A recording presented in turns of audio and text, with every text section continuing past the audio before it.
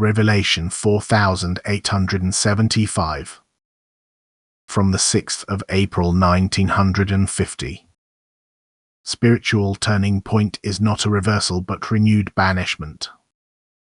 Development for the better is no longer possible on this earth. People will not even remain on the same level but descend constantly. They live beyond all bounds and distance themselves from me to such an extent that they live their earthly life entirely without strength. Hence it is totally pointless.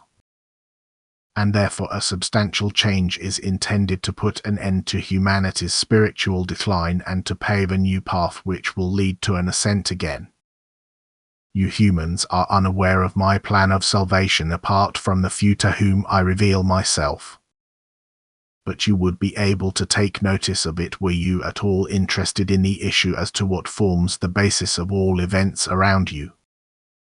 Yet your questions are different. The questions you are concerned with only relate to earthly advantages, to ways and means of procuring a wealth of earthly goods.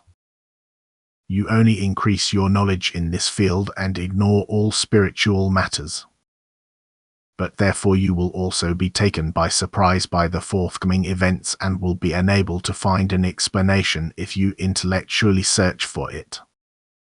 However, the knowledge of my plan of salvation would explain everything to you. The knowledge of my eternal plan of salvation would let you look at everything from a different perspective, and it would awaken your sense of responsibility because your soul's fate after death is determined by your way of life.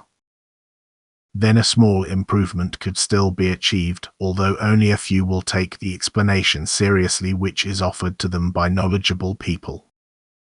And therefore I will bring one period of development to a conclusion and let a new one begin.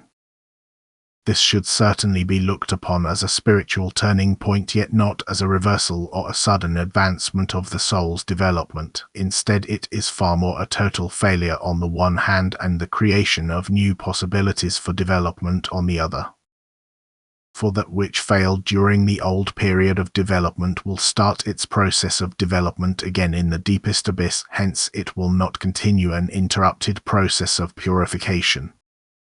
This is why the time before the end of this epoch is so extremely significant, since it will, after all, shape the fate of countless souls as to whether they live or die. A continued existence of this earth would by no means benefit these souls, because they severed the bond with me long ago. Thus they are entirely without faith, and in this state will not make use of the blessings either which could ensure their spiritual progress. Until the end, every effort will still be made to save the individual souls, that is, to draw their attention to their purpose, yet they cannot be supported against their will, and this will only strives to descend. It only applies to matter which shelters the lowest developed spiritual substances. And I always take the soul's will into account. It shall receive what it desires, and therefore hard matter will become the external cover of that which had already reached the last stage of development on earth. The souls of the furthest distanced living creations will be banished again in the creations of the new earth.